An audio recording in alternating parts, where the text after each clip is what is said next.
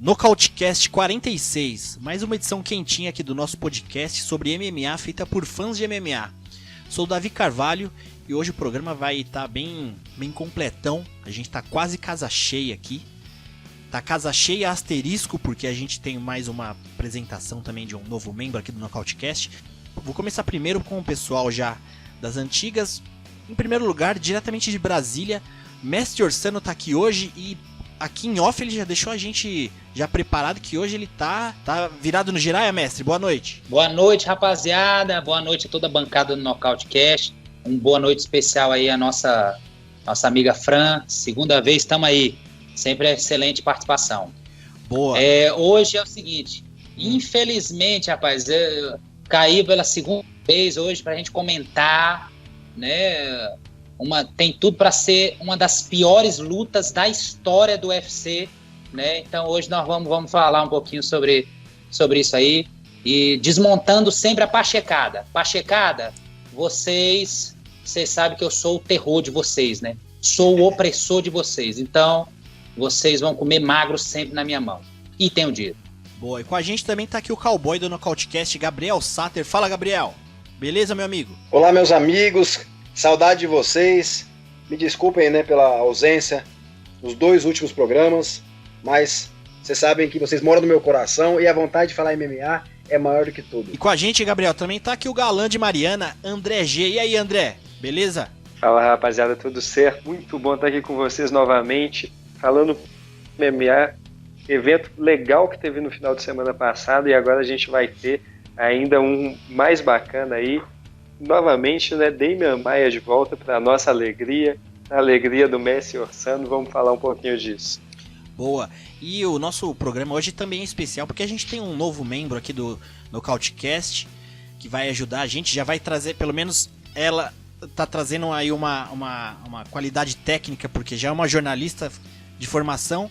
Franciele, a nossa Fran aí tá participando do Nocautecast. Fran, muito obrigado por ter aceitado o nosso convite e a gente tá bem feliz de ter você aqui no nosso time e é isso aí, vamos hoje falar de bastante MMA. Boa noite. Boa noite, eu que queria agradecer muito vocês, gostei muito de fazer a primeira participação, agora para fazer parte do grupo também, me incluírem, a primeira mulher no grupo, espero que tenha várias participações femininas e vocês deram espaço igual o espaço para Ronda Rousey, abriu tantas coisas e Chris Borg e Amanda Nunes, e eu só queria agradecer e já chegando, botando os pés na porta por causa que vamos defender o jiu-jitsu, porque eu não posso deixar a coisa acontecer tão livre assim. Eu sou faixa branca, mas a gente entende um pouquinho. Boa, Fran. E Orsano, fica esperto, né, que ela te finaliza, hein? Rapaz,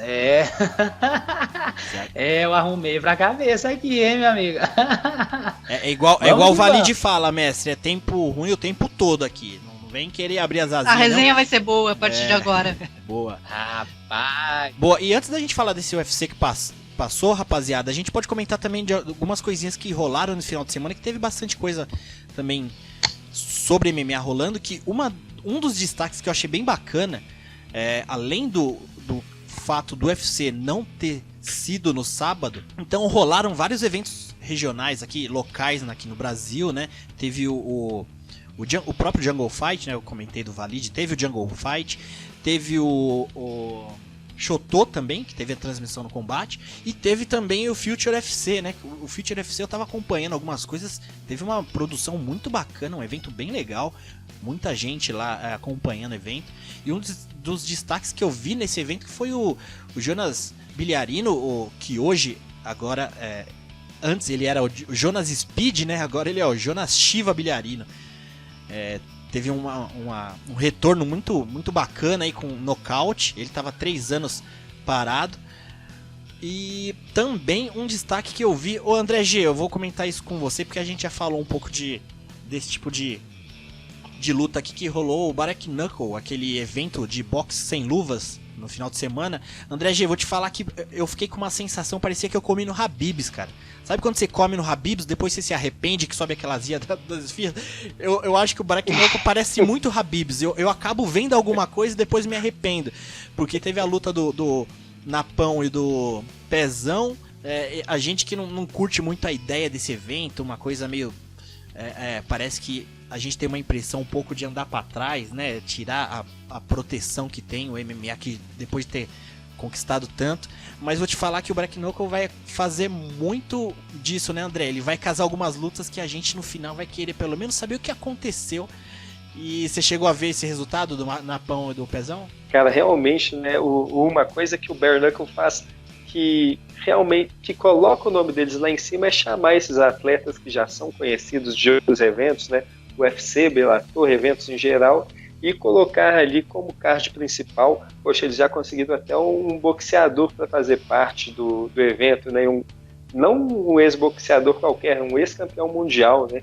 Para fazer parte do evento, então acaba chamando bastante atenção. E sim, eu fiquei ligado nessa luta aí. Gabriel Napão conseguiu um nocaute sobre o Pezão, e eu vou te falar, viu? É muito triste a gente ver o Pezão sendo nocauteado tantas vezes, acho que são 9 vezes nas últimas 12 lutas, e mais triste do que isso é ver ele falando que está se sentindo como um adolescente que pode dar sequência nessa carreira dele, porque ele já fez vários testes e está como novo. Poxa, a gente consegue ver, é perceptível para todo mundo que assiste que ele não é um cara novo, não é um cara que suporta esse tipo de castigo que ele tem recebido ultimamente. Eu não vou tentar aposentar ninguém, mas é muito triste ter esse tipo de notícia, ver esse tipo de evento, esse tipo de coisa acontecendo e o lutador ali esticando a corda até o limite sem se dar conta, né, de como isso pode ser prejudicial para a sua saúde no futuro. Mas vamos lá, isso vai continuar acontecendo e a gente vai continuar tendo essa sensação aí de Habib's mais e mais vezes com o Bare Knuckle UFC. UFC Fight Night Reyes vs Weidman, que rolou aí semana passada em Boston, também um evento chamado UFC Boston. E foi um evento bacana, teve bastante luta pra entreter aí os fãs de MMA. Eu separei algumas coisas que a gente vai falar aqui de uma forma rápida, e a primeira delas foi um destaque na categoria dos leves. Joey Lauzon, veterano das antigas, venceu Jonathan Pearce. Não deu tempo o Pearce fazer nada. A luta foi pela interrupção ali do árbitro, que o Lauzon venceu no Ground and Pound. E eu achei curioso, Gabriel Sater, achei curioso o seguinte: o Lauzon, o Dana, né, na verdade, falou que ele teve uma conversa com o Joey Lauzon antes da luta, e eles estavam meio que combinando, assim, que Lauzon, vencendo ou perdendo, vamos finalizar por aqui a carreira, que não sei o que. No final ali da luta, Lauzon não deixou, né, espaço pro Pearce fazer nada, dominou, já levou pro chão, fez uma posição ali que sinceramente eu não sei o nome da posição, de repente a Fran sabe o nome daquela posição ali, mas eu nem sei se também ela é do Jiu-Jitsu, enfim. Mas, Gabriel, o que você acha do Lauzon, veteranão aí das antigas? A gente gosta de ver lutar, como o André G falou no último programa. Ele é um cara que faz coleção de bônus. O que você acha dessa luta e o que você acha desse acordo que ele fez com o Dana White, que lá na entrevista do Octógono mesmo ele já falou que não é por aí, vamos ver e a gente conversa. Parecia um brasileiro, né? Quando um brasileiro combina alguma coisa com alguém e fala, não, vamos combinar, vamos conversar e ficou por aí mesmo. O que você acha, Gabriel? É uma situação muito curiosa, né, Davi? Primeiramente, eu tenho que colocar que eu votei no adversário dele, no nosso bolão aqui do Nocautecast, e paguei com a minha língua, né? Por quê? Ele atropelou o Pearson, né? Foi impressionante. Tirou pra nada um adversário duríssimo, que eu achei que venceria até o Lauzon. E depois, você imagina, ele na cidade dele, né, natal. Aí ele ganha aquela luta de uma forma espetacular. Adrenalina no corpo, né, coração a 1000 por hora, aquela felicidade toda. Ele não sentiu confortável de dizer adeus às vezes, entendeu? Não é fácil. É complicado isso. Ele combinou um negócio, mas tá naquela felicidade, euforia, da maneira como ele ganhou. Né? E como o próprio Dana White falou na coletiva pós-evento, quando o lutador ganha, ele tem chama, aquela chama tá acesa, ele quer lutar mais uma vez. Quando ele perde, ele não quer aposentar com derrota. Então foi muito natural ele não aposentar. É um momento bom, a gente vê o BJ Penn, coitado, que perdeu várias vezes, né? Não conseguiu ganhar só a última luta, mas vinha na mesma situação. Então, assim, Lauzon atropelou, tá de parabéns. E eu gostaria, como fã dele, de ver mais um combate pra dizer adeus de fato. Boa, eu também queria ver, eu gosto do Lauzon. Enfim, e uma outra luta que a gente separou aqui pra gente comentar na categoria dos pesos pesados, Greg Hardy venceu Ben Sossoli na decisão. Acabou que foi uma luta meio complicada. O Greg Hardy ganhou bem assim nos pontos, né, sem grandes sustos durante a luta, mas ali que do segundo pro terceiro round ele acabou que no intervalo ali, o pessoal dando água ali, dando as instruções, né, o corner dando instruções, ele pegou a bombinha ali, aquelas bombinhas para quem faz tratamento para asma, né, acabou usando a bombinha. Na hora eu até achei bem estranho, assim, eu tava comentando num grupo de uns amigos, assim, falei, meu, vocês viram isso? Já corri pro Twitter, todo mundo começou a falar, a luta acabou, o Greg Hardy venceu na decisão, e depois de um tempinho já foi falado que a comissão, né, atlética já falou, ó, não, isso aí não pode, e deram como no contest, né, essa luta. Ô Fran, o que você acha dessa... Eu tava vendo um vídeo com o Big John McCarthy, né, o ex-árbitro o primeiro árbitro do UFC, que hoje ele trabalha comentando, fazendo entrevista lá no Bellator, né, eu vi um vídeo dele falando que o Greg Hardy até comentou que antes da luta ele chegou numa pessoa da comissão atlética ali e falou, ó, eu tenho isso aqui, você sabe se pode usar? A pessoa liberou. E o John McCarthy falou que o erro foi do cara da comissão atlética, porque assim, se tem alguém ali da comissão atlética, a função daquela pessoa é tirar dúvida, né, e é avisar. E o Greg Hardy não estava errado. Você chegou a ver esse assunto? O que você acha dessa situação do Greg Hardy? Eu sei que a gente tem uma outra notícia do Greg Hardy que a gente vai falar mais pro final do programa, mas agora a gente pode falar um pouquinho dessa questão da bombinha de asma dele. Eu vi essa notícia, eu vi que o Greg Hardy, depois na coletiva após o evento, ele falou sobre a situação, que ele tinha falado com o pessoal da comissão, o Dana falou da situação que a comissão não é tão boa assim, e aí acabou passando, e aí tiraram o resultado. Mas independente dessa situação aí, será que essa bombinha fez tanta diferença por causa que no terceiro round ele acabou só se esquivando? Ele fez uma luta burocrática, ao contrário de todas as lutas que fizeram chegar ele lá ao ponto que ele tá no UFC, Contender Series, lutas que não chegavam ao final do primeiro round, lutas de 1 minuto. Será que isso fez tanta diferença por causa que eu vi ele se esquivando do Sossoli?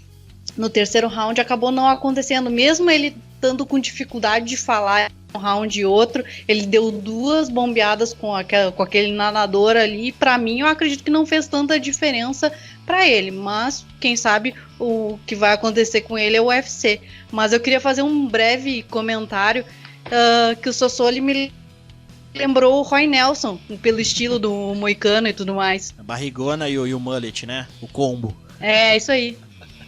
Pois é. Essa questão da bombinha aí, eu até vi alguém comentando no Twitter falando, bom, pô, se o Greg Hardy pôde entrar com a bombinha, porque o Chris Weidman não entrou com o capacete, né? Então, mas eu acho curioso o seguinte, essa bombinha, independente disso, ela em muitos casos, eu não sei o caso do Greg Hardy, mas se for pra asma mesmo, geralmente funciona como um broncodilatador, né? Então ele dilata a parte interna dos pulmões e dá mais gás. Então o cara que tá com problema, né, de oxigenação ali, ele vai ter mais capacidade de oxigenar do que o adversário. Mas assim, também não adianta a gente entrar nesses detalhes aqui, porque eu não sou médico, também ninguém aqui tem especializado nisso, né?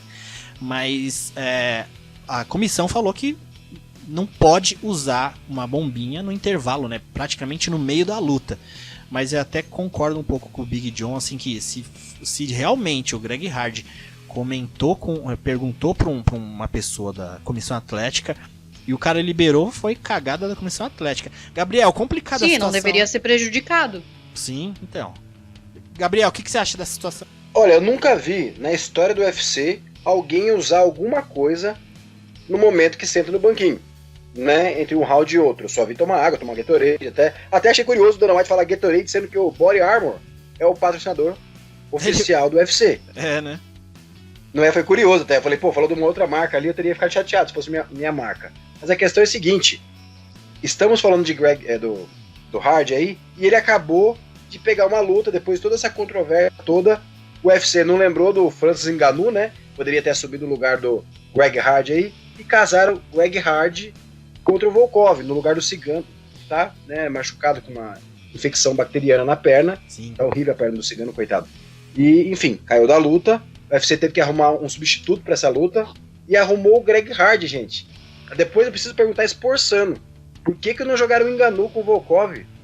O Ngannou tá desesperado pra lutar, não para de mandar mensagens, marcando o UFC, querendo luta, nunca lutou contra o Volkov, um cara muito mais ranqueado que o Hard. Enfim, eu acho que o Hard vai tomar uma piaba do Volkov. Boa.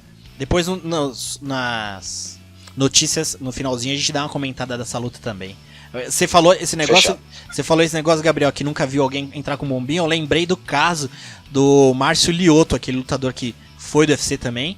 Eu lembro que numa luta do Áspera, ele tava fazendo, no intervalo entraram com um cilindro de oxigênio, cara. Aqueles, sabe que você tem que, quase que uma rodinha, assim, que você entra no cage lá e colocar a máscara nele com um cilindro. Ali foi bizarro, é que não tem comissão atlética, né?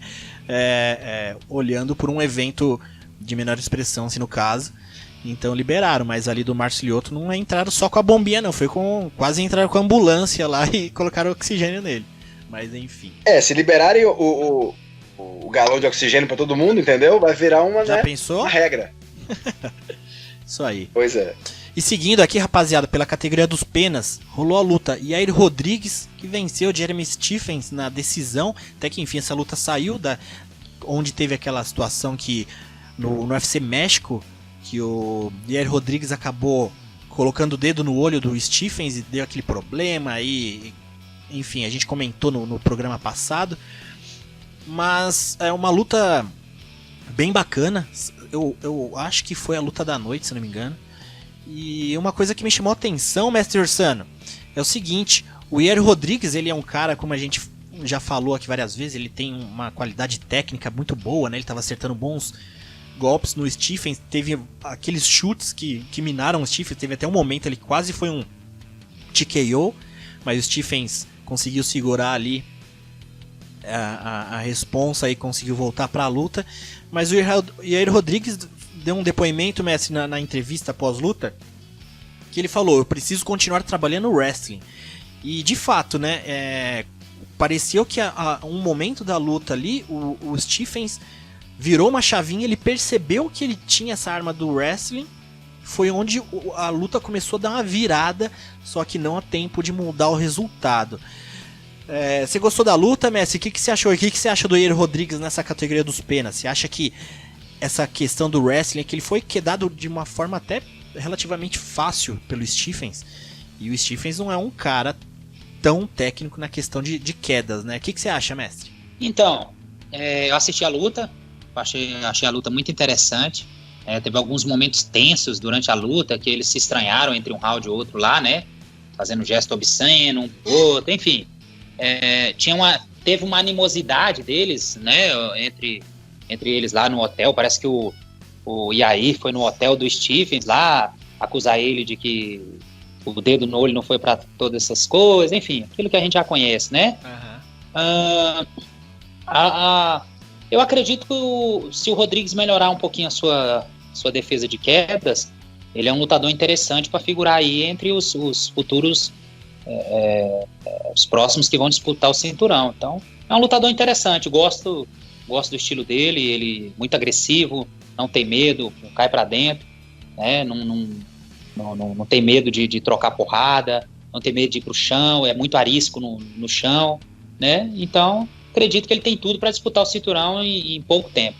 Eu daria um teste mais agora, mais pesado para ele, né? Ele, quando lutou com o Frank Edgar, ele foi bem... ele foi anulado, né? Queria ver ele contra o Brian Ortega. Era o próximo adversário dele. A gente viu aí uma estreia, uma situação que já aconteceu, né? Alguém subindo dos médios os meio pesados. E essa luta foi o Dominic Reyes, que era o quarto da categoria, encarou Chris Weidman, que foi esse rapaz que eu comentei que subiu dos médios para o meio pesado. E foi uma luta bem... Foi logo no primeiro round, né? O Dominic Reyes conseguiu nocautear o Weidman. Mas eu tava pensando, André G, essa subida do Weidman, né? A gente considerar aí os últimos atletas que subiram dos médios pros meio pesados, temos aqui alguns exemplos bons, né? Tem uma própria Marreta, tem o Anthony Smith e tem o Rocky Road. E agora vai subir também o Jacaré, né? No UFC São Paulo aqui. E André G, você acha que o caso do Weidman foi meio que um erro, como foi o do Rocky Road, deles acharem que são lutadores tops, então eles têm que subir de categoria e já pegar uma situação ali de um lutador top 5, né? Que foi o caso. Você acha que essa é a principal diferença se a gente considerar o Marreta e o Anthony Smith? Porque o Marreta, quando ele subiu, ele ainda pegou o Eric Anders. Depois ele pegou o Jimmy Manua, que o Jimmy Manua acho que era o número 7 da categoria, que já era um cara de 37 para 38 anos ali. Depois pegou o Blachowicz, para depois pegar o John Jones. O Anthony Smith também. Você pegar o Anthony Smith, ele pegou o Rashad Evans, que já estava ali final de carreira, por mais que ele anda querendo falar e que está querendo voltar. Depois pegou o Shogun também, que não está na melhor fase, né, dele. Espero que esteja melhor agora também, que vai estar lutando aqui na UFC São Paulo. Depois ele pegou os Demir, só para depois ele conseguir ali um title shot com o John Jones. E o Weidman e o Rocky Road já vieram falando, se achando os top 5. Pegaram uns caras que mostrou para eles que não é tão fácil chegar no meio pesado. Você acha que é essa a relação que a gente pode fazer, André G? O que você acha mais? Cara, também tem a questão de serem 2 ex-campeões mundiais, né? Caras que até pouco tempo estavam lutando por cinturão há 2, 3 anos atrás, então é bem complicado, mesmo sendo uma mudança de categoria assim, fazer com que esses lutadores desçam vários degraus, né? Então um lutador igual o Thiago Marreta, então o próprio Anthony Smith, que já eram lutadores de meio de tabela, é compreensível que eles cheguem tendo desafios mais condizentes ali, né? Pessoas que estão ali no limiar do top 15 da categoria. Agora, seria muito complicado a gente pensar em aí, sei lá, um Chris Weidman versus um Ilir Latifi para a chegada dele no meio pesado. Acho que seria forçar demais para baixo, né? E além do que, eles são lutadores talentosos, né? Tem mais qualidade do que os lutadores que os venceram. Eu acredito que o Luke Rockhold é mais lutador que o Jan Blachowicz. Acredito que o Chris Weidman é um lutador que tem, pelo menos já mostrou, né, ter mais ferramentas do que o próprio Dominic Reyes. Agora, eles são lutadores que não estavam assim tão adaptados à questão do peso, à questão da força, né? A preparação física, isso são coisas que você vai precisando adaptar, e nesse caso, tanto o Marreta quanto o Anthony Smith tiveram esse tempo de maturação dentro da categoria que trouxeram melhores resultados aos dois.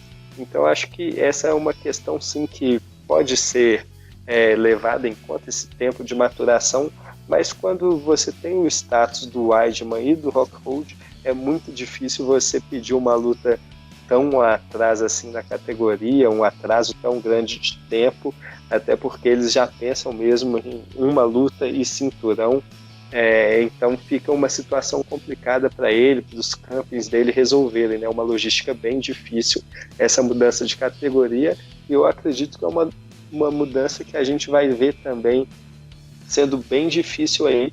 O Ronaldo Jacaré vai pegar o mesmo Jan Blachowicz que bateu o Rockhold. Eu acho que o prognóstico para ele também não é tão bom. Boa. Ô, Mestre Orsano, e a gente pensando aí no Chris Weidman, o que você acredita que seja o futuro do Chris Weidman? Ele já comentou, né, já publicou ali nas redes sociais dele, falando que ele perdeu, muita gente tá falando em aposentadoria, mas ele não pensa em aposentadoria ainda, ele ainda tá ainda tem gás ainda para fazer mais algumas lutas, ele ainda tem ânimo. O que você acha que é o futuro do Weidman, Mestre Santos? Você acha que a gente poderia fazer um Anderson Silva versus Chris Weidman 3? Bom, ficou muito claro que o Marreta e o Anthony Smith, eles são lutadores diferenciados, porque eu vi até uma postagem no Instagram do Nocautecast, né, que o John Jones falou que antes deles falarem besteira na categoria dele, eles deveriam se testar primeiro, né? Então, o que acontece? O Chris Weidman, já de uns tempos para cá, a gente tem observado que o queixo já não tem segurado mais, né? E queria também colocar uma sementinha do mal aqui.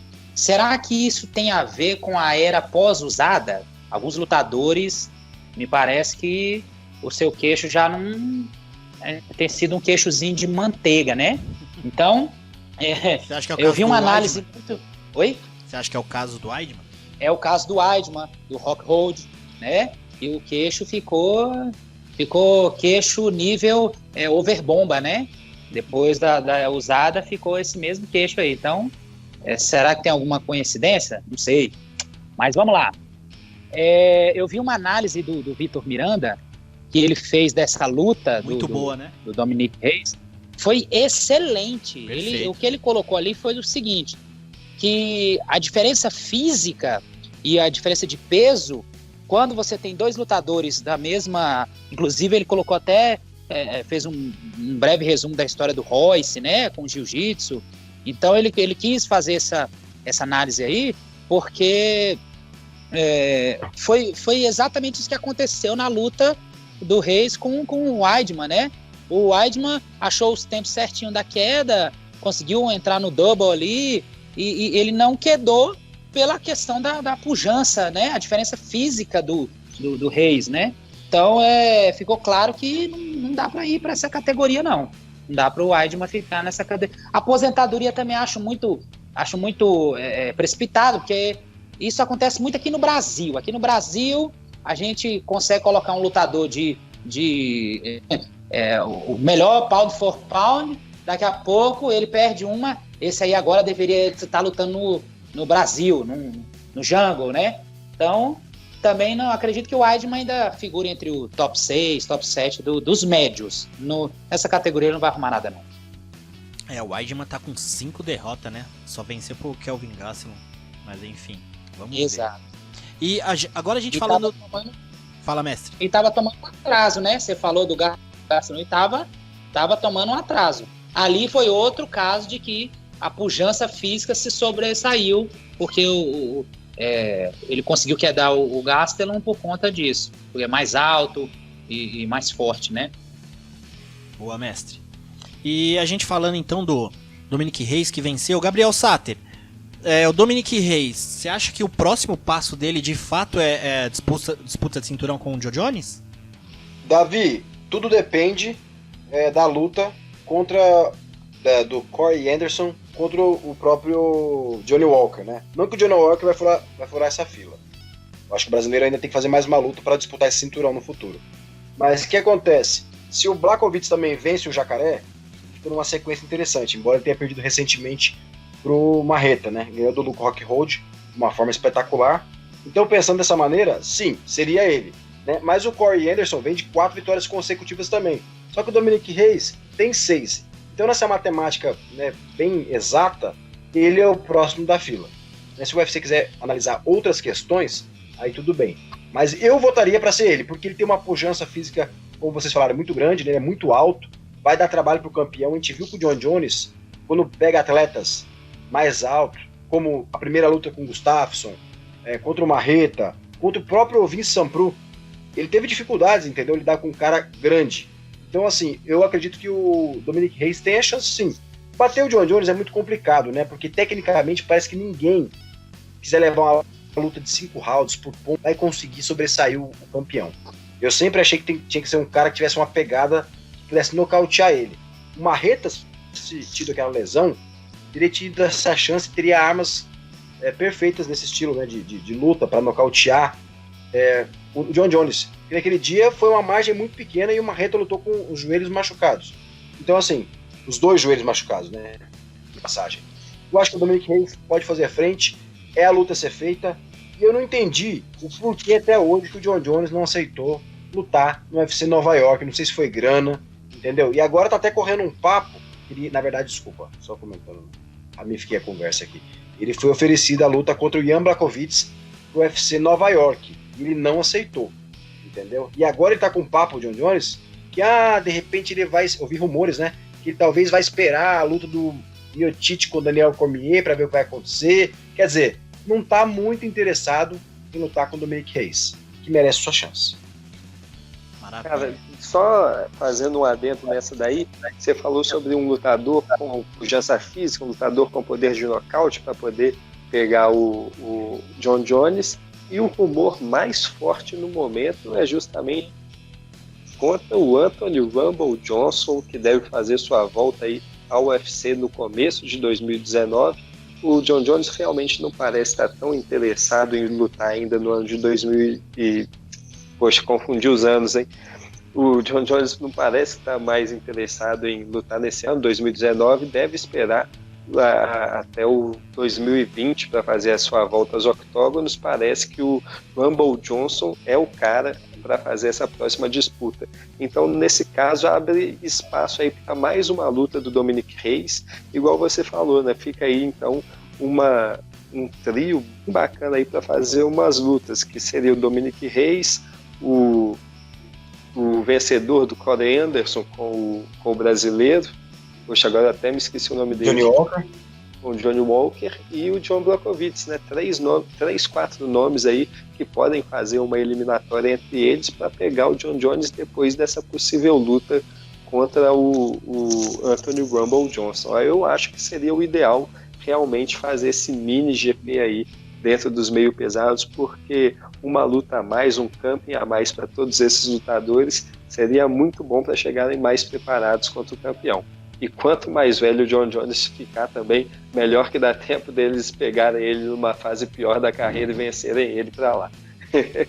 Ô André, e você acha que quantas lutas, o Mestre Orsano, Fran, só especulando, quantas lutas no peso meio pesado o John Jones ainda vai fazer? Eu acho o resto da carreira inteira. Você acha que ele não sobe? Não, eu a vida inteira, não acredito. Ele não sobe, não. Ele não tem pegada, ele não tem punch. E ele não vai enfrentar os brutamontes lá em cima, não. Já tá claro. Ele não vai subir nunca. Sim, se ele tivesse que ter subido, ele subiria pra encarar o Cormier.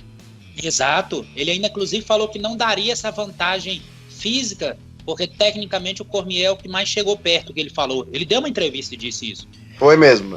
Eu acho que ele só não sobe para pegar o Cormier. Eu acho que ele pode até subir para pegar Miocic, qualquer coisa que seja. Mas, por exemplo, se eu fosse ele, eu não subiria para os pesados para encarar o Cormier. Porque se ele perde nos pesados, aquelas 2 vitórias que ele tem no meio pesado não vai valer mais nada. Vai parecer que Cormier é maior que ele, melhor, sabe? Então, assim, eu acho que se eu fosse empresário dele, falava, ó, se quiser a terceira luta com o Cormier, vamos fazer no meio pesado. No pesado pega qualquer um. Se perder no pesado também, aquilo que ele fez no meio pesado não vai perder o valor. Mas eu acho que contra o Cormier, se ele perde pro Cormier, aí vão falar, tá vendo? Só não perdeu pro Cormier antes porque era numa categoria abaixo, Cormier não conseguia bater peso direito, sabe? Então eu não vejo ele lutando nos pesados com o Cormier, mas eu até, de repente aí, ele subindo, pegar um Miocic, se o Cormier parar, sabe? Eu acho que ainda vale. Mas peraí, você tá falando pegar um Miocic, assim, como se o Miocic fosse menos que o Cormier? Como é que é isso aí? Não, o que eu tô falando é que uma derrota pro Miocic nos pesados é mais tranquila de aceitar do que uma derrota pro Cormier. Entendeu? Ah, tá. Então explica aí. Tô vendo toda hora você falando, né? O quê? Pô, eu falei. Um Miocic, eu expliquei. sim, o que eu quis dizer é exatamente isso. Não vale a pena ele subir pra perder pro Cormier nos pesados. Vale a pena pra subir e se aventurar, perder ou ganhar, que seja. Mas eu acho que não vale a pena subir pra perder pro Cormier, não. Eu acho que assim, se é Cormier, vem pros meio pesado, faz de novo a luta aqui. Se perder, vai ficar naquele negócio, perdi pro Cormier no meio pesado, mas eu tenho 2 vitórias. Aí vai ficar ainda aquele negócio que John Jones ganhou 2 de 3, sabe? Mas eu acho que se ele perde pro Cormier nos pesados, dar uma desqualificada nas outras vitórias dele, que eu acho que não seja jogo pra ele, sabe? E aí uma das vitórias tem a questão da picograma, né? Tava dopado, né? Nunca podemos esquecer. Boa. Tá certo, mestre, ué. Não podemos mesmo. esquecer. Nunca vamos esquecer, viu? O Porque menor fala- contest. O Daniel Cormier nunca foi pego em nada. Exato. Mas tem o casinho lá que ele segurando a balança da toalha, ele deu uma malandragem ali, né? Deu uma catimbada. Deu uma catimbada. não tá com... Mas nem se compara. Tem um nem se asterisco. compara com a picograma, né? Não, com certeza. Bom, enfim. Aí, Davi, foi o quê? A comissão de novo, que errou igual no Greg Hardy, deixando a bombinha Pois é. ser usada, gente. É uma falta de falar, viu? Contrata a gente no Nocautecast. Boa.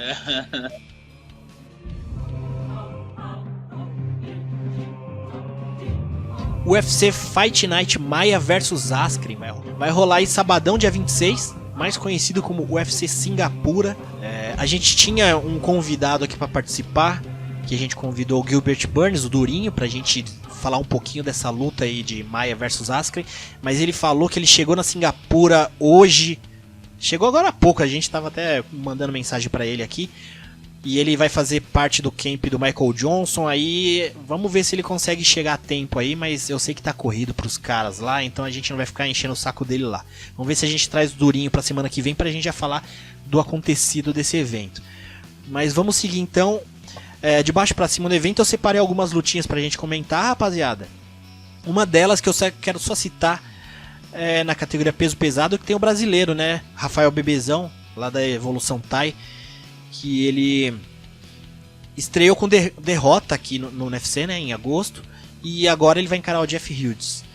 Mas pra gente comentar algumas lutas, eu separei duas do evento, a principal é como principal, eu vou começar por ela na categoria dos leves, Michael Johnson versus Steve Ray, uma luta interessante, aí eu tava até dando uma olhada no cartel dos dois.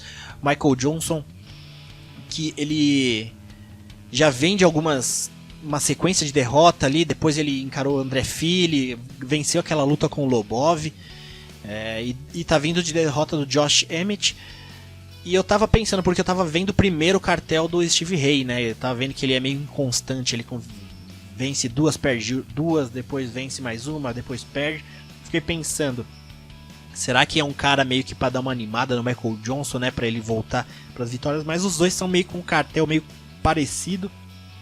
O Steve Ray é aquele cara que encarou o retorno do Léo Santos, que o Léo Santos nocauteou, mas ele tá vindo de vitória. André G, o que você acha dessa luta Michael Johnson e Steve Ray? Eu gosto muito do estilo do Michael Johnson, ele tem um boxe muito alinhado, bem bacana. O que você acha dessa luta? Cara, é uma luta que primeiramente eu fico assim, feliz de ver o Michael Johnson no peso leve.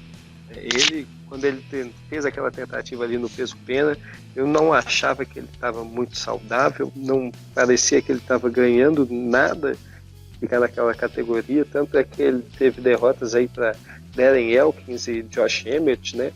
Então assim, fico feliz de ver ele voltando, e tem tudo para ser uma luta explosiva, né? Ele estando saudável é um lutador muito perigoso, ele faz um uso muito bom das mãos. O Steve Ray também é um lutador que não pode ser descartado, né?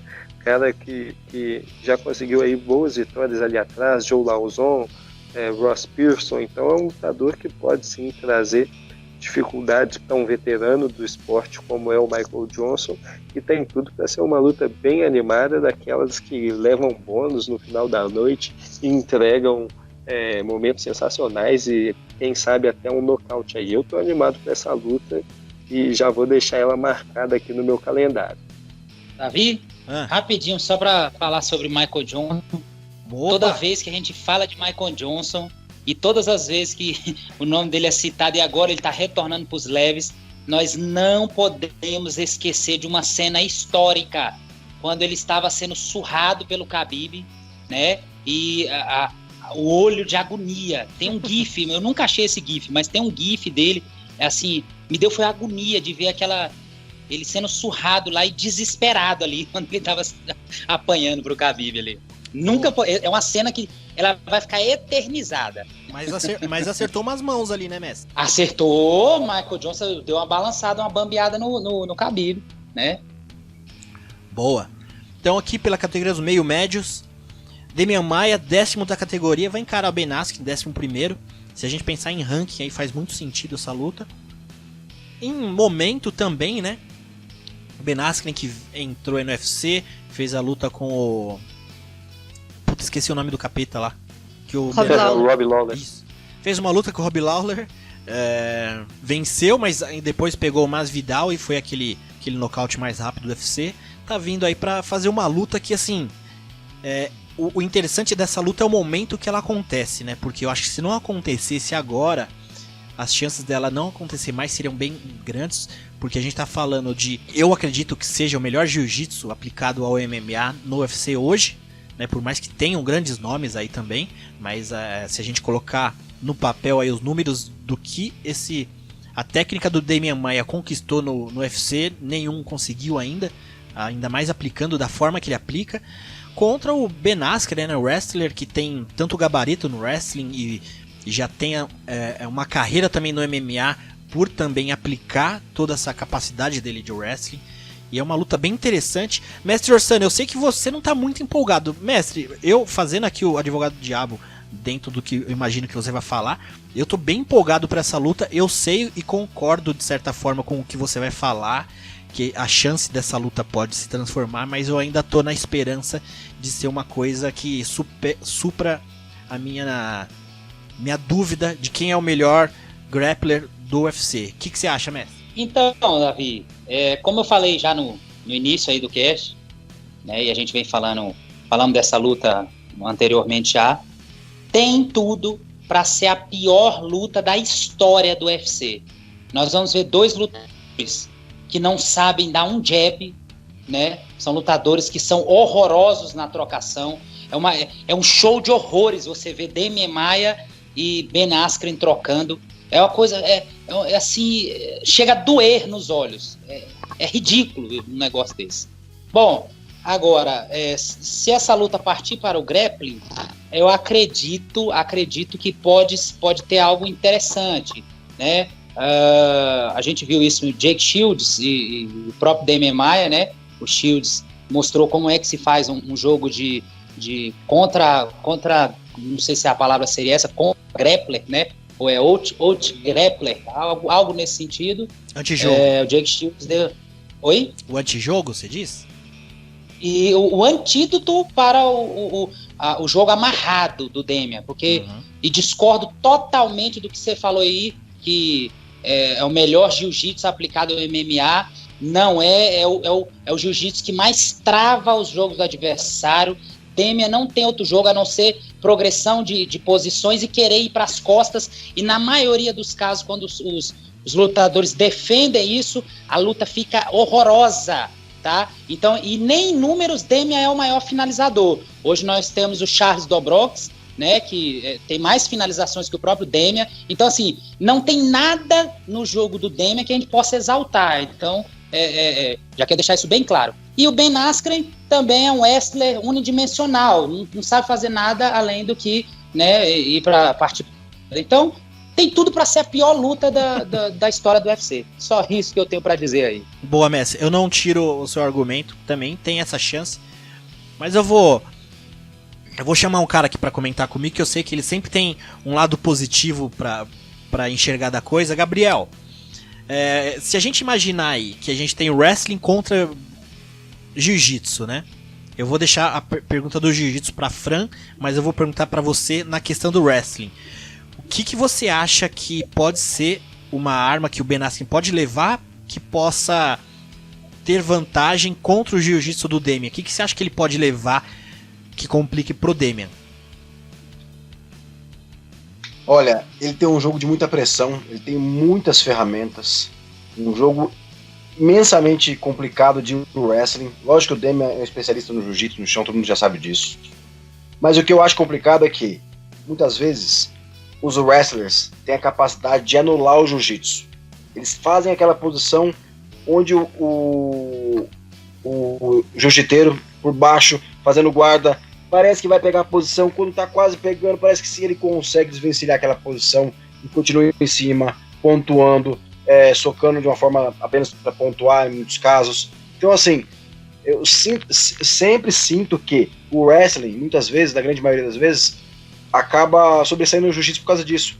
Eles conseguem ter algumas artimanhas, o antídoto para as finalizações, o que não fazer de errado. Ele é um cara muito inteligente. A questão aqui sabe disso. Quando dois grapplers de altíssimo nível se enfrentam, geralmente fica na trocação. Então, assim, é muito complicado prever o que vai ser dessa luta. Ô, Gabriel. Torcedor brasileiro, eu sou fã do Demian, desculpa o Mestre Sano, mas sou muito fã do Demian. Gosto do jogo dele. Eu entendo que ele faz um jogo que às vezes não empolga as pessoas, mas eu gosto muito de ver ele lutar. Eu acho que ele consegue desvendar, ele consegue ser uma. Eu venho do Pantanal, então eu gosto quando ele trabalha a tática sucuri, que ele, né, vai devagarzinho achando o seu lugar para estrangular a pessoa. Então, assim, eu sou muito fã do trabalho dele. Eu acho que ele tem chance sim, de ganhar essa luta. Mesmo em pé. O Demian no passado, né, teve lutas que ele desenvolveu muito bem em pé também. Tem que acreditar. O Ben Askren não é também tudo isso. Obviamente que no wrestling é. Mas também vem com a sua confiança abalada. Depois de um nocaute histórico, né? Ele tomou aquela joelhada voadora do George Masvidal. Primeiro nocaute da carreira do Ben Askren. Ele vai ter que lidar com essa questão mental, embora ele seja muito inteligente, muito sagaz, né, nas suas palavras, na sua forma de pensar, de treinar. Um cara muito acima da média. Mas eu vou de Demian, porque eu sou brasileiro e quero deixar o Orsano com raiva. Boa. Você tá de brincadeira, meu irmão? Pelo amor de Deus. Você além de falar pra mim um negócio que gosta do jogo do Demian, hoje você quer que eu infarte aqui, né? Calma, gosta mestre. do jogo do Demian, tática sucuri, pelo amor de Calma, Deus, rapaz, eu tô ouvindo mestre. cada absurdo aqui, isso é brincadeira, rapaz. Ó o coração, mestre, calma. Normal. É bacana o quê? A gente tem que viver as diferenças, mestre. É difícil mesmo, eu sei. Eu te entendo por alguns motivos. Já falei aqui até uma vez com o André G sobre isso. Eu acredito que também o Demian, em alguns momentos, poderia, né, abrir brechas e abrir buracos dos adversários, socando um pouco mais. Uma cotovelada, né, por cima, corta, faz um estrago tremendo. Então, assim, alguns golpes iriam ajudar, né, para abrir espaços e chegar na finalização com mais rapidez. Boa. O Fran, agora pra Fran. Fran, você acha que o Demian, ele vem de várias lutas contra wrestlers nessa categoria dos meio-médios, né? E você acha que isso vai... Claro que toda a experiência é válida, né?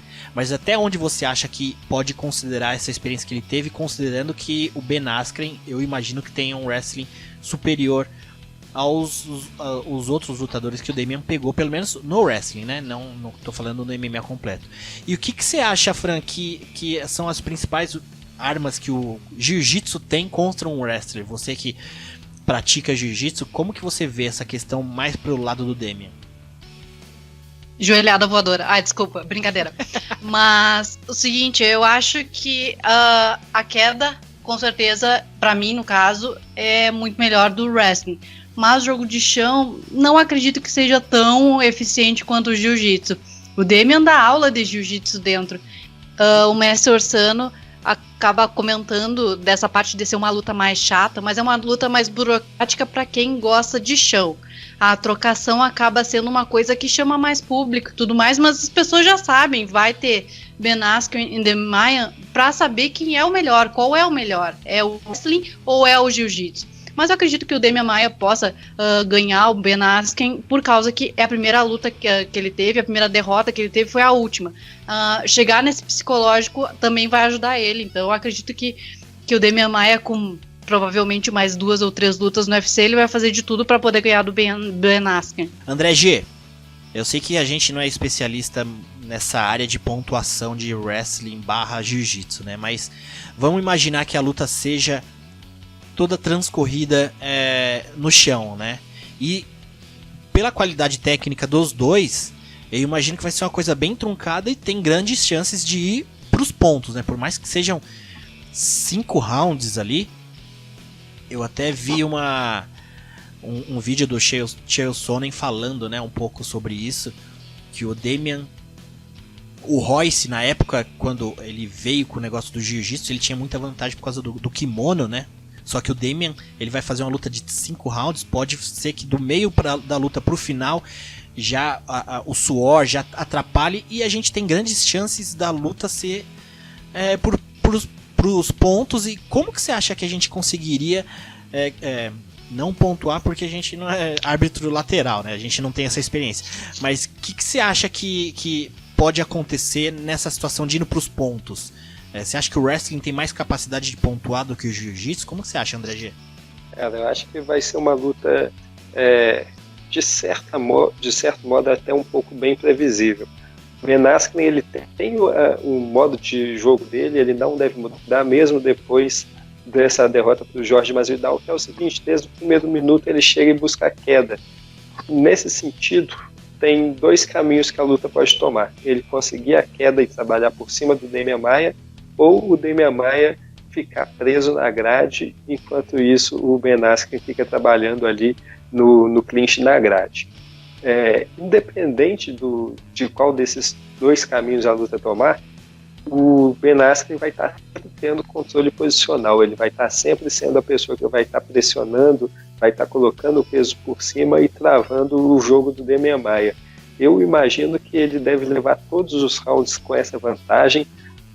Talvez o Demian consiga em algum dos momentos fazer ali um contra-jogo, fazer uma contra-queda, ou quem sabe até pegar as costas, mas isso em 1 ou 2 momentos da luta, e eu não acredito que ele vá finalizar a partir dali. Por conta disso que você falou, de que quanto mais os rounds vão passando, o suor vai atrapalhando, né? Então, principalmente essas finalizações partindo das costas já fica um pouco mais difícil.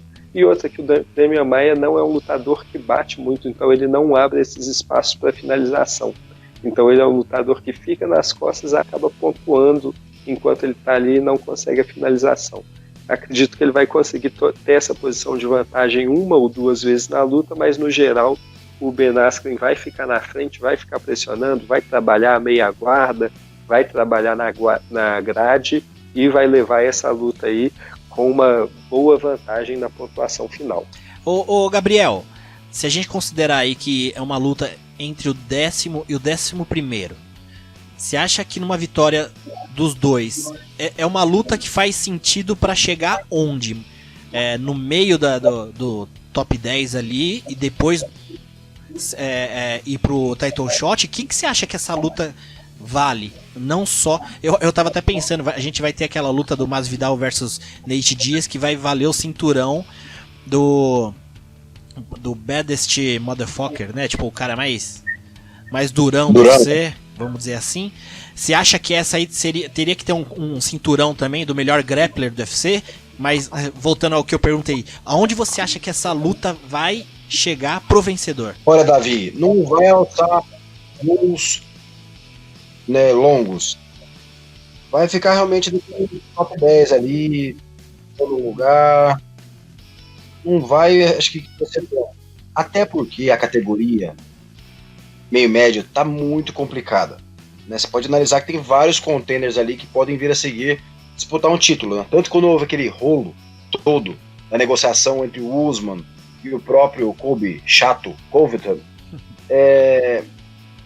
jogaram o Leon Edwards para disputar com o Kamaru Usman, né? Foi oferecida a luta para ele, o Usman não aceitou. Ou seja, o vencedor dessa luta do Jorge Masvidal com o Nate Diaz também, pro UFC não tem meritocracia.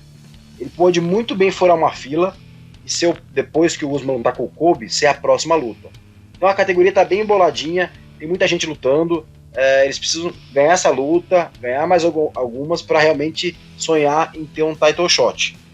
O Ben Askren, né, por não ter disputado o título, se ele ganha do Demian e ganhar de mais alguém logo à frente assim, pegar um Rafael dos Anjos e acabar ganhando, infelizmente, ele tem uma chance no futuro aí de pegar o campeão, sim. Boa. Pelo nome que ele traz, né? Pelo todo o hype que ele veio lá de outras organizações. Enfim, foi nocauteado, sim. Mas ele tem um nome, é um cara que nunca disputou cinturão. Então, se ele tiver uma crescente e ganhar umas 2 lutas aí, 3 lutas, dependendo do time, do cenário da categoria no momento, ele pode sim vir a disputar um cinturão. Sobre essa luta, alguém quer adicionar mais alguma coisa? Já é pra falar o palpite? Ou não? Pode ser. Qual é o seu palpite, Gabriel? Eu torço pelo Demian, mas acho que vai dar o Ben Askren, viu? Você, Fran? Mas ainda vou voltar depois, hein, pra nossa coluna, tá? Ainda vou pensar melhor. Beleza. E você, Fran? Eu acho que o Ben Askren vem forte porque ele precisa de uma nova vitória para conseguir alçar a todas as expectativas que ele tem depois que ele entrou no UFC, mas eu torço pro Demian Maia e espero que o Demian Maia ganhe. E você, mestre Orsano, Demian perdendo, você vai ficar triste? Pra quem que você vai torcer e quem que você acha que ganha? Rapaz, essa luta, eu gostaria muito que ela terminasse num nocaute duplo, né? Se pudesse acontecer isso, né? Seria o melhor cenário, né? Porém, para ver a tristeza... Hã? Mas vou te falar que nocaute é uma possibilidade bem pequena dessa luta, viu? Ainda mais duplo. E isso é verdade, porque, como eu falei, né? É um show de horrores, tanto um lado como o outro trocando, né? Mas só para ver a tristeza da pachecada, só para ver a pachecada triste, torço para que o Ben Askren passe o rolo compressor para cima do Demian. Boa. André G? Cara, eu vou de Ben Askren, torcida pelo Demian Maia, vou apostar no Demian Maia, mas não tem como não, essa daí é uma luta bem no jeito pro Ben Askren voltar às vitórias. Eu dando meu palpite, eu acho que vai dar Demian, mas vamos ver, o Ben Askren acho que vai estar como favorito aí. Bom, rapaziada, esse evento é isso. Gabriel Sater, eu sei que você gosta de trazer umas resenhas a mais aí, tem algo pra gente que a gente possa discutir aqui? Uma delas, o André G já aqui, ó, deu de mandinar e jogou na roda, que era sobre o Anthony Johnson, né? Assisti a entrevista dele com o Brandon Schaub. Ele tá baixando bem de peso, porque depois que ele aposentou, ele virou fisiculturista, pesou lá 270 ali, já muitos quilos, né, mudando para quilo, essa conversão. Mas o que acontece? Realmente ele falou que ele quer tentar baixar, porque tá baixando bem o peso dele, tentar baixar até chegar na categoria meio pesado para desafiar o John Jones. Tanto que o John Jones falou para ele, ó, pode vir, te adoro tal, mas vou te estrangular. Ou seja, já viu as lutas do Daniel Cormier, né? Estrangulou o Anthony Johnson. Além disso, eu ia falar justamente dessa luta que a gente comentou anteriormente. O UFC colocou o Greg Hardy contra o Volkov, minha gente. Eu não consegui entender. Por que não jogar o Francis Ngannou, que não para de pedir lutas para o UFC? Faria todo sentido pela questão de ranking, experiência. O Ngannou quer se manter ativo. Ele não vai lutar, né, de uma forma rápida. Você viu o tweet tão breve que ele vai ter. Você viu o tweet do Ngannou? Você viu o tweet do Ngannou? Que ele falando que, 18 meses, né? 18 dias pra...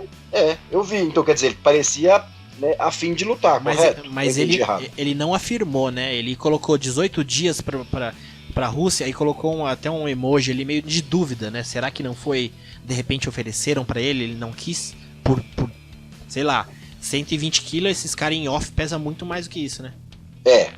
Posso esperar pra entender, porque eu vou ficar muito... Enfim, é uma luta que... Fala a verdade, quem gostaria de assistir Volkov contra Ngannou? Seria lutão. Mas, ó, Gabriel, eu vou te falar que eu não tô triste com essa luta do Greg Hardy, não, porque eu vejo o Volkov como um favorito bem grande pra essa luta, e uma coisa que eu espero muito é ver o Greg Hardy apanhar. Sabia que você ia falar isso, Davi. Eu vi uma entrevista do Ngannou pro Ariel Helwani há um tempinho atrás, que o pessoal do UFC, tanto o Dana White, não conversa com ele, nem quando ele vence, nem nada. Então eu acredito que eles tenham sido deixados de lado até por causa disso, por esse momento. Mesmo ele ganhando várias lutas super bem, o UFC não dá tanta atenção quanto deveria para ele, porque eu acho que ele é um ótimo lutador e ele deveria ser o primeiro a ser pensado nesse momento. E ainda mais que dá um presente pro Greg Hardy depois de toda essa confusão que ele fez nesse evento agora final de semana. Como assim? Verdade. Eu acho, não sei, né? Mas eu acho que o Ngannou pode ser o mesmo caso do Zabit, né? O cara às vezes está disponível, mas ninguém quer pegar o cara, né? Porque o Ngannou também, né? Não é qualquer um que vai falar, acho que eu quero pegar o cara de 4 metros de altura e 6 metros de largura, né? Mas enfim. Ô André G, você ia falar alguma coisa do Hardy, né? Aposto, porque eu acho que você gosta dele, você vai torcer pra ele, não é isso? Cara, vou te falar, viu? Se o Volkov conseguir perder pro Greg Hardy, ele pode pegar as malas dele e ir lá pro Fight Nights, ficar lá na Rússia o resto da carreira. Eu tô torcendo pra ele dar aquela sova de correia, sabe? Aquelas que a gente tomava quando era menino, fazia travessura. Tô doido pra ele arrumar uma dessa aí contra o Greg Hardy, vai ser sensacional. Apanhar com o gato morto até o gato miar, né, André? Justamente isso. Rapaz, você está falando de correr. Eu apanhei da minha mãe com um fio de controle de Super Nintendo. Ó. É grosso pra caramba, ela dobrou e me deu uma surra com aquele lá. Bom, a gente teve uma coisa que a gente não comentou, já que a gente tá falando disso, Gabriel, dessa luta, o porquê dessa luta, né? Porque foi a lesão do Cigano. A gente não chegou a falar da lesão do Cigano, né, Gabriel? Pois é, eu acabei de ver recentemente aqui nas redes sociais, ele até acabou de soltar um vídeo que eu não consegui ver a tempo, né, porque a gente estava começando um programa aqui, no vídeo explicando, e foi uma infecção... Oi? A imagem da perna dele tem aí, é horrorosa, viu? Tá feia. Tá feia a Exatamente, Marcelo, isso eu cheguei a ver, tá muito feia a perna dele, a gente sabe que essas infecções bacterianas, realmente fica muito complicado de tratar as pressas, né? O Damian Maia pegou uma época isso aí, enfim, vários casos que a gente já viu. É a famosa Staph Infection, André G? Cara, pelo que eu vi aqui não, aqui no grupo do Nocautecast, o grupo dos fãs lá, né, dos fãs de MMA, os nossos amigos, o Matias Gibe disse que ele tá com artrite séptica. O próprio Matias já teve essa doença, disse que ficou um bom tempo internado e que é uma bactéria bem difícil de se matar. Eu até comentei com ele que eu achava que era Staphylococcus, mas ele disse que não, é essa daí, artrite séptica, e disse que isso daí pode até matar, cara. Então é uma coisa bem séria e precisa ser tratado com bastante cuidado. Boa. E por falar nisso, um grande abraço pro Matias Gibe, né? Tá sempre lá comentando com a gente, Exato, dando opiniões e tudo mais. Um grande abraço para ele e pra rapaziada que tá lá no nosso grupo lá, o grupo da galera que tá sempre apoiando a gente, o grupo do Nocaute. Boa, André G, aproveitando que você falou disso, esses dias eu recebi uma mensagem do Felipe, ele sempre comentava os nossos posts, e eu vi tinha um comentário dele, mas meio que sumiu, eu fui acessar o comentário e não tava mais lá, eu não sei o que aconteceu, foi no YouTube, e ele falando exatamente isso, pra gente criar um grupo, né, de amigos, de fãs de MMA também, do Nocautecast no WhatsApp. Só pra lembrar o pessoal que a gente já tem esse grupo, quem quiser participar, manda uma mensagem inbox pra gente, ou no Instagram, ou no Facebook, ou no meu Instagram, ou no meu Facebook, onde vocês achar uma forma inbox, né, pra você não expor seu telefone aí também aberto em qualquer lugar, manda uma mensagem pra gente que a gente adiciona lá no grupo da rapaziada, a gente é um grupo bem bacana, a gente vive comentando lá, o pessoal é firmeza. Certo? E pessoal, uma última notícia que a gente pode só comentar aqui é que saiu uma matéria pro Combate com o José Aldo se mostrando ali, ele mostrou o shape dele, a situação que ele tá já naquele processo de descida de categoria. Ele se mostrou bem tranquilo, assim. Ele fala que ele tá treinando, né, em ritmo forte. Né? Ele tá fazendo uma dieta, uma coisa que ele nunca fez foi dieta, mas agora ele tá fazendo dieta para se manter ali num peso razoável, para depois tentar descer. Fran, você chegou a ver essa notícia? É numa matéria da Anaísa e do Marcelo Baroni lá do Combate. Tem uma foto de José Aldo, eu achei bem bacana, assim. Ele falou que tá entre 68 e 69 quilos. Você acha que pro 61 ainda tem um pouquinho aí de suor pra tirar, né? O que você acha, Fran? Eu vi na matéria e vi nas redes sociais da Anaísa, que ela é bem amiga do José Aldo, as fotos e vídeo. Ele tá trincado, mas não sei até que ponto ele já conseguiu perder peso. Além disso, ele tem que convencer o Dana White a aceitar essa luta, por causa que o Cerrudo fala pra todo mundo, fala pra ele, fala pro Dominique, fala com não sei quem, ele quer lutar com qualquer um. Mas vamos ver se o José Aldo consegue convencer o Dana White a aceitar essa parada. Exatamente. Eu tava pensando, você pensa em José Aldo descendo, quem também falou que ia descer de categoria era o Frank Edgar, e na mesma semana saiu uma notícia que o Dana White falou que aquela luta que o Conor andou ventilando contra o Frank Edgar não vai acontecer. A situação tá ruim pro Edgar, né? Quando ele consegue já pescar uma lutinha com o Conor, o Dana vem lá e corta. Aí quando ele pensa em descer, o José Aldo desce junto. O Frank Edgar não tá fácil a coisa pra ele. Mas enfim, Mas, isso Davi, aí. Oi. Você viu o que o Dana falou dessa questão aí? Eu vi uma entrevista dele, justamente falando, ele justificou que o Frank Edgar tá em 2 categorias abaixo. E eu não sabia de uma informação que ele revelou. Que o Frank Edgar estava casado, uma luta não divulgada que acabou caindo, contra o Aljamain Sterling. Nos leves? Ia ser um lutão, hein? No Frank Edgar. duas lá nos Galos. Tinha uma luta já pré-marcada contra o Aljamain Sterling. Certo, mas o Sterling Então, se Dana White lesionou, não falou, foi? Isso, ele falou também que daí essa luta caiu porque o Sterling se machucou, acho. Ele não falou por quê, mas porque a luta caiu. Aí eles estavam com outros planos pro Frank Edgar, desculpa.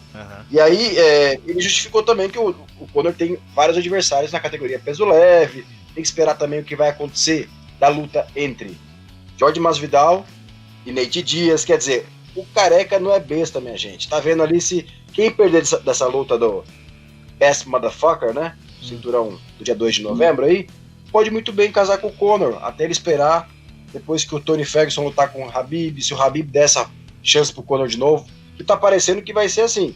Em março rola Khabib contra Tony Ferguson, né? Conspirar a favor. Em seguida vem o GSP, que a gente sabe que é uma outra questão. Mas tem essa possibilidade. Você é louco. Ei, mas deixa eu falar um negócio.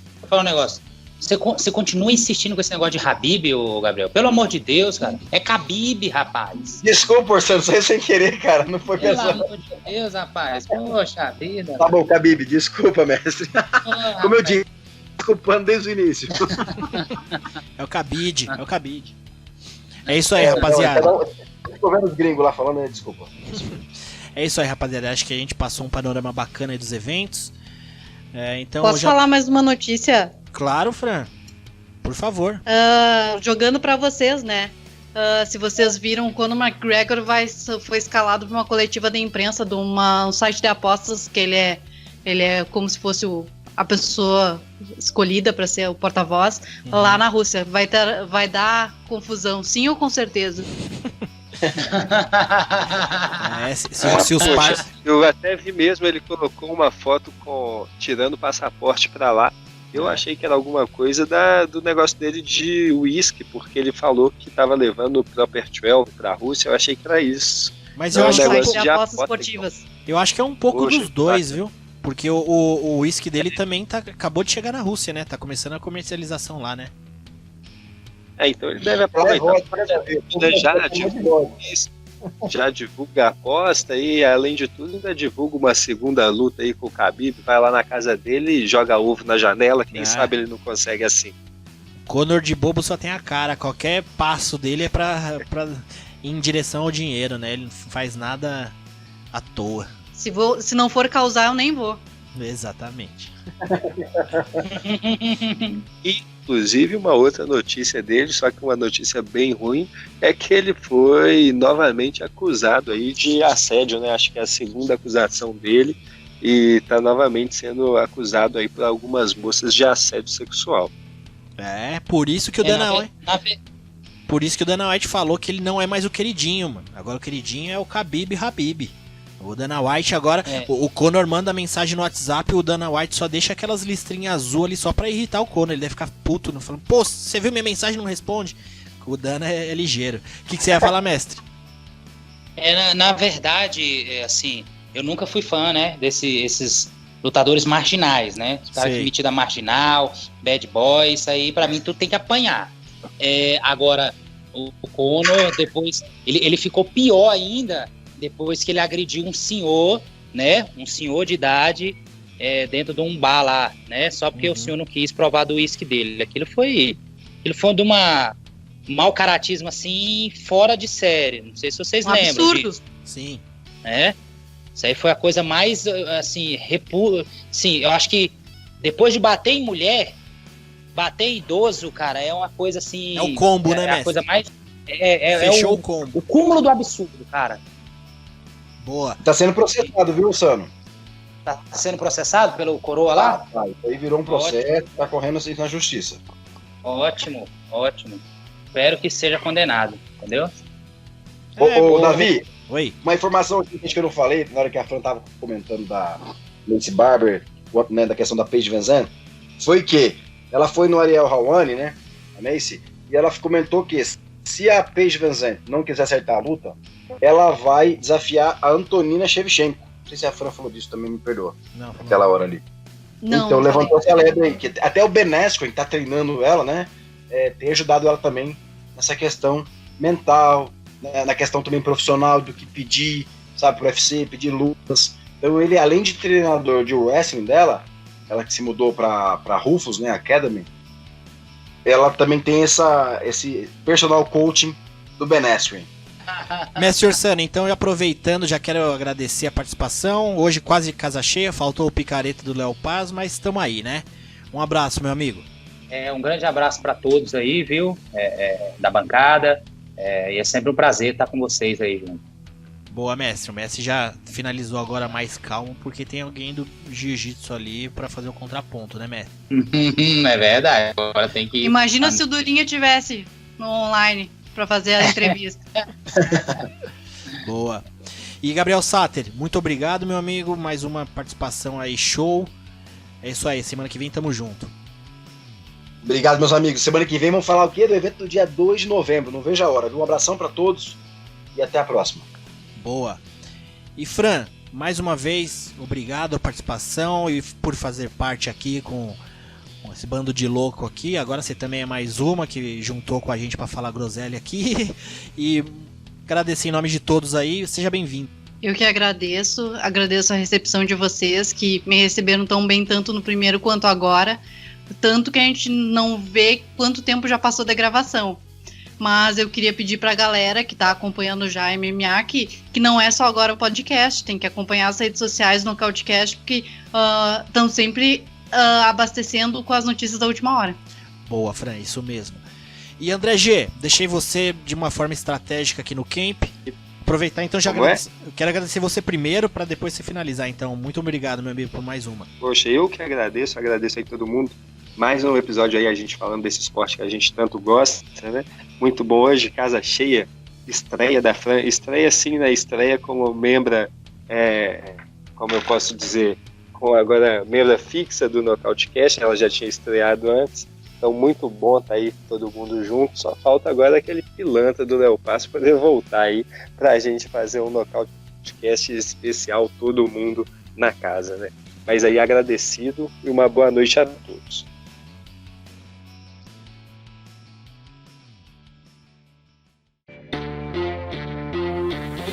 Eventos do final de semana. Fala pessoal, tudo certo? Aqui é André G, mais uma vez falando para vocês os eventos do final de semana, os eventos do MMA fora do UFC. Esse final de semana a gente vai ter 3 eventos, valem a pena ficar ligados, começando aí pelo One Championship. Dawn of Valor acontece na madrugada da quinta para sexta-feira, transmissão lá pelo YouTube, pode ser visto ao vivo também, pode ser visto depois, fica disponível na íntegra lá pelo YouTube. Vai ter a disputa de cinturão aí, peso médio, One Championship, entre o campeão, o sueco Sebastian Kanderstan, contra o kirguistanês Kian Abbasov, uma luta que promete ser bem legal no evento que vai promover aí a estreia do brasileiro John Lineker, o Mãos de Pedra, contra o lutador do Tajiquistão, Muin Gafurov. O Muin Gafurov, ele vem numa sequência de 5 vitórias, sendo que a última delas foi contra o Leandro Brodinho, ex-lutador do UFC. Então uma luta que vai ser bem complicada aí para o brasileiro John Lineker, vamos todo mundo ficar ligado. Na sequência a gente vai ter também na sexta-feira, só que na parte da noite, o Bellator 231, Frank Mir versus Roy Nelson, a revanche. Frank Mir venceu pela primeira vez ainda no UFC, acho que 2013, se eu não estou enganado, e agora o Roy Nelson tenta a vitória aí na revanche, nesse evento que vai ter também a participação de Phil Davis, ex-lutador do UFC, ex-campeão do Bellator, vai lutar aí contra o sueco Carl Albrechtsson. Tem também uma das grandes promessas do MMA como um todo, talvez a maior promessa aí do MMA mundial dentro do peso meio médio, que é o Ed Ruff, vai fazer a luta contra o ex-TUF Jason Jackson. E temos também aí a Beck Rawlings, Jake Hager, a Thalita Treta, bastante gente boa aí, Bellator 231 nessa sexta-feira. E para finalizar o final de semana, Bellator 232, sábado, Rory McDonald contra Douglas Lima, a revanche dessa luta que aconteceu no ano passado, aconteceu em 2018. Agora o panorama é outro, Douglas Lima parece que está em vantagem, né? Vem de uma sequência melhor do que a do Rory McDonald. Então uma luta bem imprevisível, onde tudo pode acontecer e todo mundo vai ficar ligado. Esse evento que traz ainda Paul Daley contra o Saad Awad, o grandíssimo Robin Van Roosmalen, ex-campeão do Glory, de primeiríssima, um gênio da trocação, fazendo aí a sua terceira luta dentro do Bellator, terceira luta dele dentro do MMA contra o Chris Lencioni. E temos ainda o Nick Newell, lutador que teve aquela amputação congênita, cara que já passou aí por WSOF, passou pelo Contender Series, está agora fazendo a sua segunda luta no Bellator, mostrando a todo mundo que qualquer tipo de dificuldade pode ser vencida com garra, com força de vontade e bastante treino, bastante insistência. Ele aí novamente em um grande evento. O último destaque desse evento é o Vitaly Minakov, um dos grandes pesos pesados que tem no mundo, fora do UFC, vai tentar encarar aí o Javi Ayala, tentar emendar sua segunda vitória consecutiva, o seu cartel em 23 vitórias e apenas uma derrota. Certo, pessoal? Esses são os 3 eventos imperdíveis, só coisa boa. Sexta-feira, 2 eventos, Bellator e UFC. Sábado, Bellator concorrendo aí com o UFC, e vale muito a pena a gente ficar ligado, porque são várias as lutas interessantes. Um abraço a todos e até a próxima.